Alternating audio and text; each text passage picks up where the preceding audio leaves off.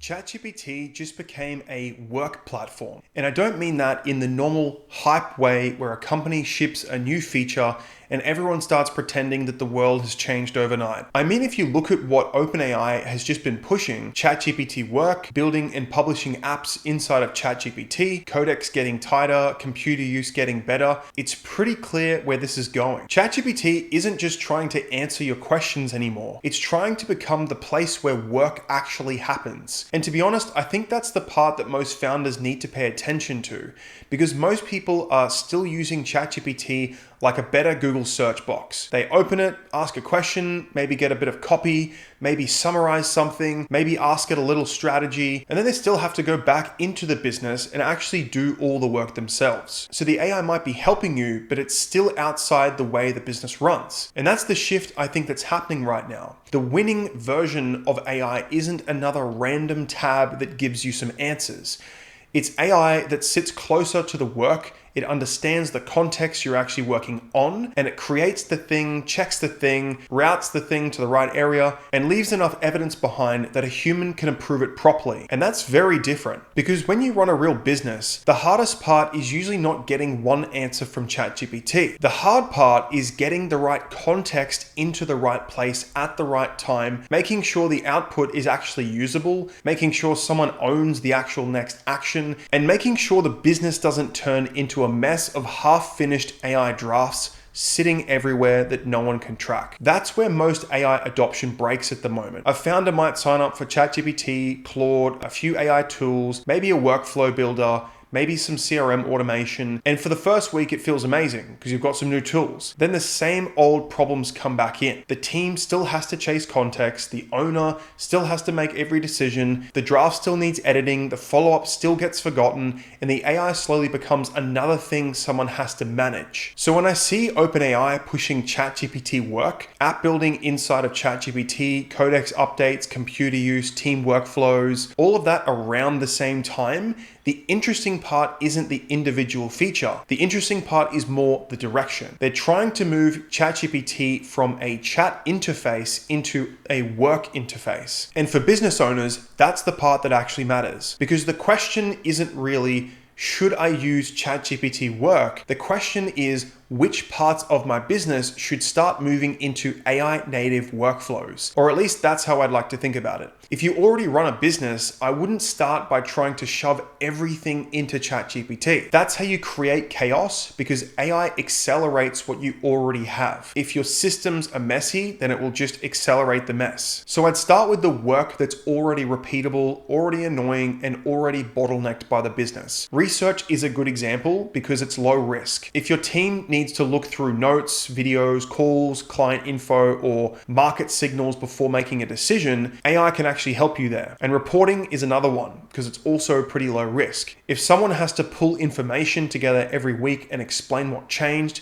that's a great candidate. Internal apps and dashboards are another one, especially now that ChatGPT is moving toward building things directly inside of the environment. But the important bit is that you still need the business logic around that. And AI shouldn't just generate a thing and hope it's right. It should know what the job is, what good actually looks like for you, what proof it needs, when to stop, when to ask for approval, and where the evidence should live afterwards for you to actually look at. And that's the difference between playing with AI and actually using it to run your work. And this is also why I think a lot of the AI will replace your team stuff is still missing the point. The real leverage isn't replacing people randomly. The real leverage is taking the work that's stuck in people's heads and turning it into a system that AI can actually help move forward. That might be a research agent that checks the market every morning for you.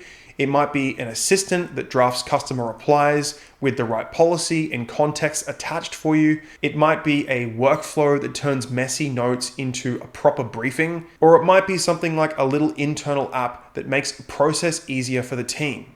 But in any case, the question is the same. What context does it need? What should it produce? Who approves it? and what happens next, because that is truly where it becomes useful. And that's basically how we think about OpenClaw and other agentic systems like Claude Code or Codex or Grok Build internally. The point isn't just to have an agent that says a few cool things and does a few cool things. The point of AI and automation and agentic workflows, or whatever you want to call it, is the agent can pick up a piece of work, it can check the relevant context, it can create the draft or the research or the briefing for you, it can update the queue in whichever work management you use, and it can leave evidence and then come back to a human when the next decision actually matters. That's what makes it usable in a real business, because without that, you just end up with more output. And as you all know, for any of you who have used any forms of AI, sometimes it just likes to blabber out information to you that's not actually useful. And the last thing you need is more drafts, more documents, more half-finished ideas, more things that someone has to read and clean up. And most founders don't need more output. You actually need work to move properly forward without you having to babysit everything. So my take on ChatGPT Work is pretty simple. Don't treat it again like a shiny new feature or tool. Treat it like a signal. The signal is that ChatGPT is moving closer to the operating layer of the business. And if that's where the market is going, then the advantage isn't going to come from trying every single new feature the day it comes out. The advantage is going to come from knowing your workflows well enough to decide what should move into AI and what should stay with the people, and where the approval gates still need to sit for a human to approve. That's the part that most businesses aren't ready for yet.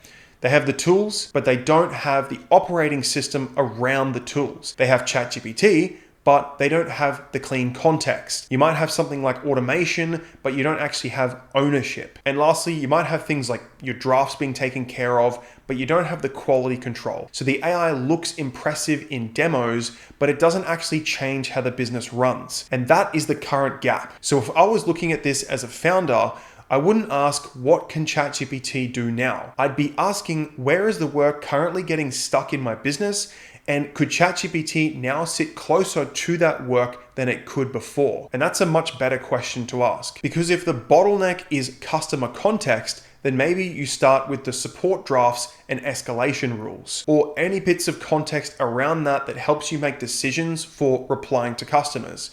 If the bottleneck is reporting, maybe you'd start with the weekly operating briefs. If your bottleneck is something like sales follow-up, then maybe you start with research and next action drafts first. And if the bottleneck is something like internal tooling, then maybe you'd start with small applications that remove repetitive admin from the team. But you don't start with the feature list first. You start with the work and you start with the bottleneck first and work backwards to the tools. And that's the important piece of why I think this release matters. Not because ChatGPT Work magically solves business operations on its own, because it doesn't, but rather because it shows where things are actually going. AI is moving from something you ask into something you work inside of. And the businesses that will win with this won't be the ones with the most tools. It'll be the ones that understand their workflows clearly enough to plug it into AI into the right places without losing control. So if you're a founder and you're watching all of this ChatGPT Work stuff come out, I'd keep it really simple. Pick one workflow, give it a proper context, meaning the data around that helps you get the work done.